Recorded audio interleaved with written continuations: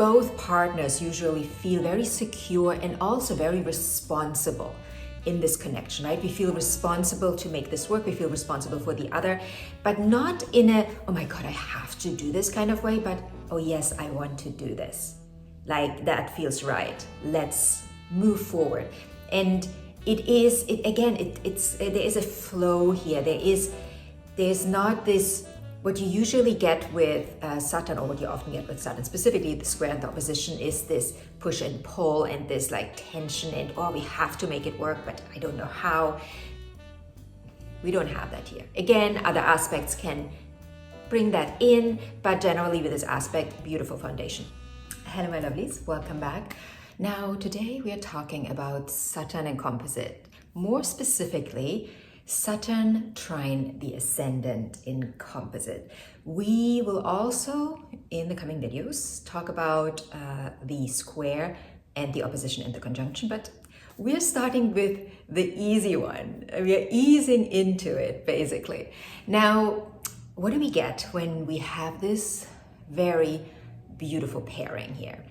Well, generally, this relationship has a very strong foundation. There's commitment very quickly and it comes easy. Of course, we have to look at the whole chart.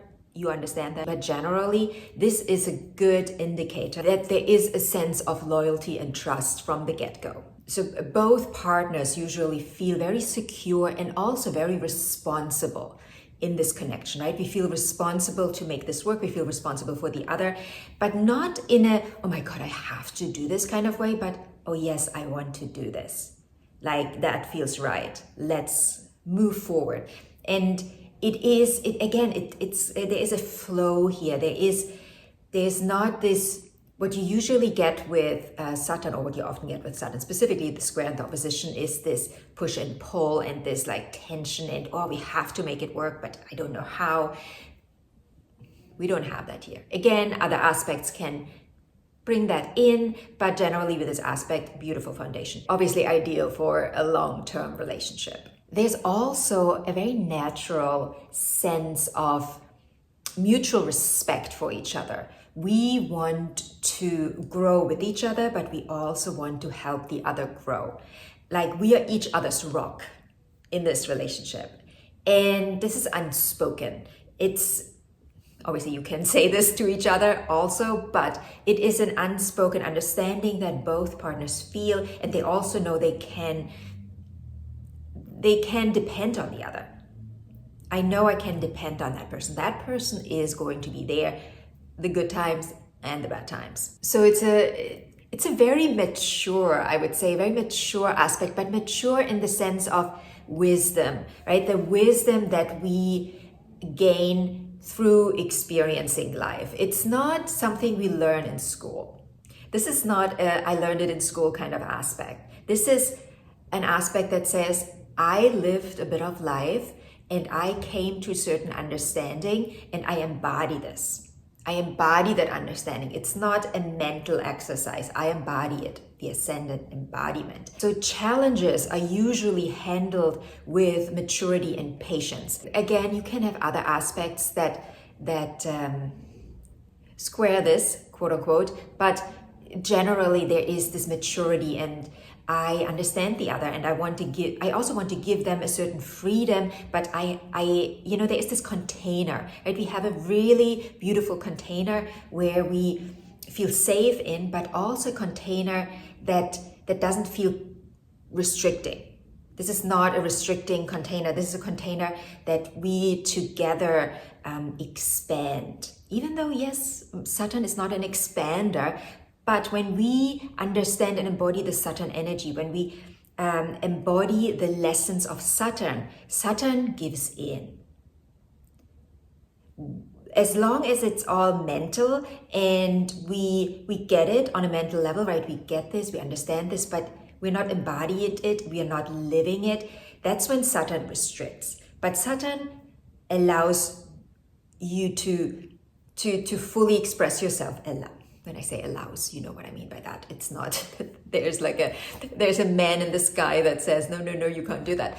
But it's that energy that it naturally unfolds once you embody the lesson and the learning. So this is a lived experience kind of aspect where, like I already said, we handle arguments or disagreements with patience and maturity rather than impulsiveness and drama. So while this is not the most exciting aspect, for most, I personally am very excited about this aspect. It obviously depends on your own chart, what you hold, what kind of energy you desire in your life, and what energy you create, what energy composition you have. If you have a lot of fire energy within you, this will feel like, but at the same time, you know, this is too good to let go because it gives you stability, it's steady, and you know this, we are in for the long run here. I have a lot of water in my chart. I also have a lot of air in my chart, but also 2 of the big 3 are earth. So I very much enjoy stability and peacefulness. And of course, to a certain degree, all of us do. But the way we get to know ourselves sometimes requires a little bit of friction, right? There's this, and when I say sometimes, probably most of the time, but friction, again, for some people it means this, and for other people it means that. It again depends on your energy. What energy are you holding within you? And certainly, I've noticed that my biggest lessons came through fire energy.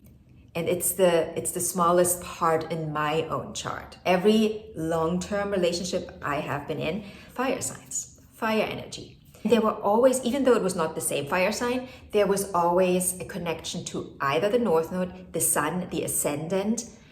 Saturn was always involved strongly. My moon is in Capricorn, so Saturn was a big player in all of those. I looked at the chart and I was like, oh, here we go again. Big lesson to learn. So, and to sum this up, this is a beautiful, stable, supportive relationship that I wish to see in a composite chart. I mean, this is such a good one to have for the foundation. This is not the whole foundation, of course, but this adds to a very, very stable foundation. And congratulations if you have this one. So if you have any questions about this particular aspect, please feel free to ask. If you want a personal reading, you can either message me or you can book it directly in the link in the description box. Anything else, I'm here for you. I'm here to answer all your questions, so ask away, and I will see you in the next video.